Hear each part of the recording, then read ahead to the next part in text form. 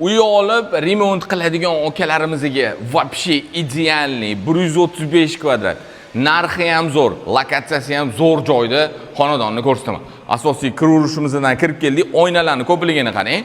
1, 2, uchinchisi bu yerda o'zini balkoni bilan, o'rtada yana ikkita, 4, 5 sho'chkilarimizgacha qo'yib qo'yilgan. Shundoq yonida bo'lsa 6, 7 ta oyna. Aka, bu degani bu yoqqa 7 ta oyna bo'lsa, siz bemalol 5 ta xona qilib olasiz. Undan tashqari yoki 2 ga bo'lib turibchi 135 ham mashina o'zida 2 ta xonadon qilib olsangiz bo'ladigan sharoiti bor. Bitta balkonimizdan manzarasini ko'rsataman. Spalni rayon, Yakkasaroy tumani. Shundoq Askiya bozori yoni. Bu yoq tarafimizda bo'lsa, Shota Rustavelli ko'chasida joylashgan.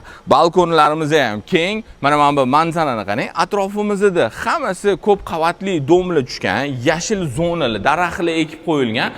Jimjit rayon. Novostroyka dom. Kadastrlari tayyor, bir kunda shundoq nomingizga o'tkazib beriladi. Shundoq olib remontni boshlayveradigan joy. Uyimizni birinchi qavati ko'rayotganingizdek mana shunaqa noturar do'konlar bo'ladi. Uzoqqa do'konga borib o'tirmaysiz. Undan tashqari mana yonimizda bozor ham bor, Askiya bozori. Keyin orqa tarafida детская площадка. O'zini podzemniy parkovkalarigacha, xullas Novostroyka domda nima bo'lsa, hammasi mana shu joyimizda bor. Yakkasaroy tumanida, aka, 3-qavat, 135 kvadrat. Narxiga keladigan bo'lsak, 1 kvadrati uchun 1220 dan so'ralyapti, o'tib beriladi.